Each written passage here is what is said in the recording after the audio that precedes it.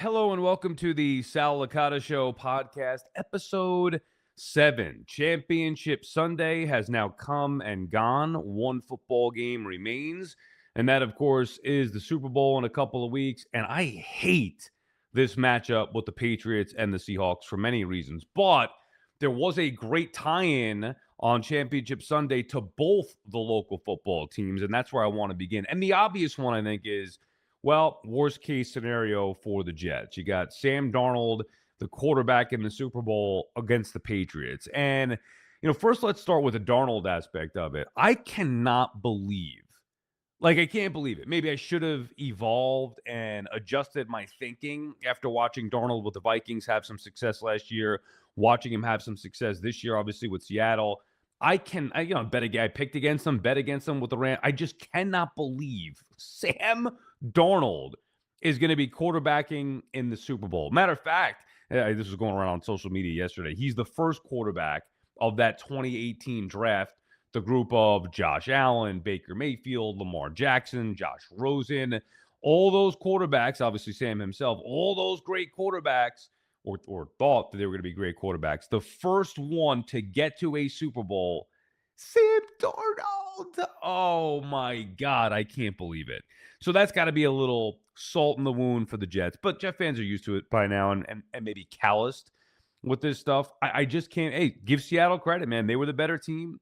Rams tried to fight and come back, but they were sloppy with some of the decisions. McVay costing his team at times. Rams defense couldn't get a key stop when needed. So a frustrating game from a Rams perspective. And if you bet on the Rams or pick the Rams, that's what I'm talking about. That's what I did. But you just have to tip your cap to Seattle. The crowd was awesome. Darnold was awesome. Biggest game of his life. He played the best game of his life. The defense did what they needed to do. Mike McDonald, an incredible job as a head coach. So he went from being a large unknown to being now a guy who's taken the Seahawks here to the Super Bowl with Sam Darnold as their quarterback. Now, both these teams, when you look at what New England has done and when you look at what Seattle has done, have turned around in short order, moving on from legendary coaches, right? Pete Carroll out a few years ago. Seattle builds it back up. They're in the Super Bowl. Smart free agents, drafting, whatever. And then the Patriots, same thing. Move on from Belichick. Vrabel comes in after a disaster. And Super Bowl again. Gerard Mayo was a disaster a year ago, and they're back in the Super Bowl. And obviously that's, a nightmare for Jet fans. And the main reason, and I will admit, I never hated the Patriots before, but the main reason Jet fans, it's a nightmare Super Bowl, is because of the Pats. The Sam Darnold thing sucks, but I think you realize that when Darnold was here with the Jets, he wasn't very good. And it's hard for me to unsee that. I know that the Jets are the problem. They're always the problem. It's always the Jets. It's not Aaron Rodgers. It's the Jets. It's not Sam Darnold. It's the Jets. It's not Zach Wilson. Maybe it is Zach Wilson, actually. I don't think he's going to. But you know what I'm saying? It's always the lack of developing, lack of consistency, lack of success, lack of stable ownership as far as making the right decisions or hiring the right people to let them make the right decisions. The Jets are just a laughingstock. So much so that the Jets are being talked about the more than the two teams who made the Super Bowl. It's being made fun of the Jets because of what happened here. New England again, back up, and obviously Sam Darnold in the Super Bowl. But I never hated the Patriots until yesterday.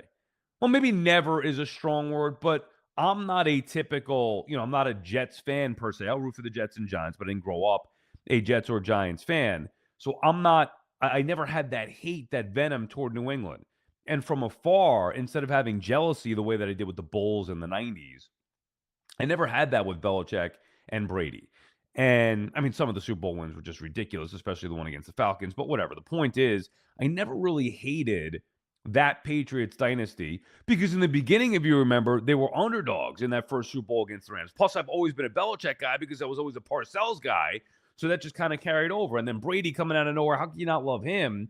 One of the greatest of all time, if not the greatest of all time, unless you're a fan of a team in the AFC East, of course. But now, and I'm not saying I never got sick of them. I just never hated them.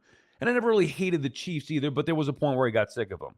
This Patriots run to me is different, where I think it's very easy. I found myself yesterday, come on, with this team. And maybe it's because I don't feel like they are a true deserving Super Bowl contender or Super Bowl team with the way that the year is broken in the AFC, where, I mean, come on, man.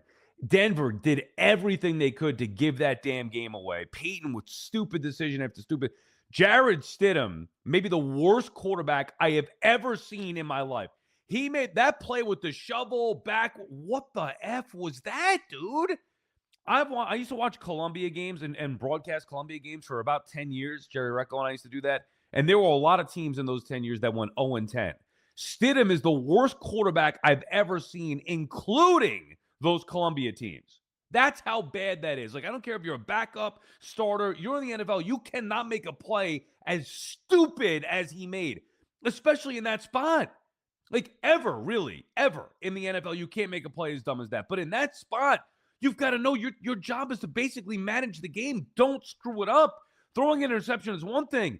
Panicking and holding onto the ball way too long and then trying to shovel it out of there changed the entire complexion of the game, you knucklehead. That was as dumb a play I've ever seen in my entire life. I used to think Tim Tebow was the worst thrower of the football, and then I watched Stidham.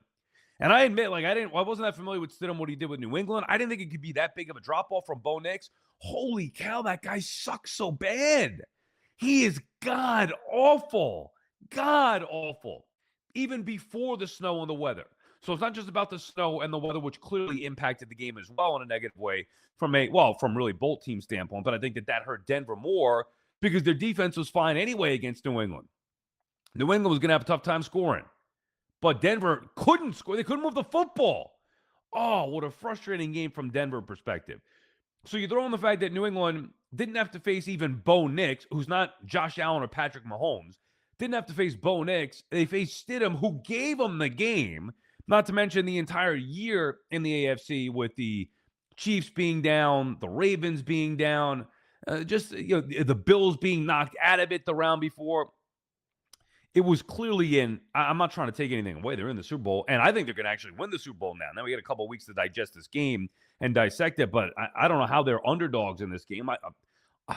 Vrabel, May, all those different things. I mean, the Patriots' defense, underrated at this point. Man, they've been doubted forever. So for me, I think the Patriots are going to win that game now. Anyway, their path could not be a more fortunate one for a team that has been as fortunate in the franchise as we've seen. That's enough to make you sick. Sprinkle in a little Cardi B and Stephon Diggs. And I'm a Cardi B fan. I'm getting tired of this nonsense now. Now she's making me nauseous with this stuff. Anyway, there's a point in this game that I want to get to that pertains to the Giants. So we give Darnold credit for being in the Super Bowl. That's going to maybe not anger the Jet fans, but now think about this. To beat the hated Pats, and I think that's what everybody's on that same page, unless you're a New England fan. Everybody wants New England out. Everybody wants Seattle to beat them. The Jet fans have to hope that Sam Darnold stops the Patriots from winning the Super Bowl. I mean, the irony in this Super Bowl is incredible. So we'll all be rooting for Sam Darnold to knock off New England on that one.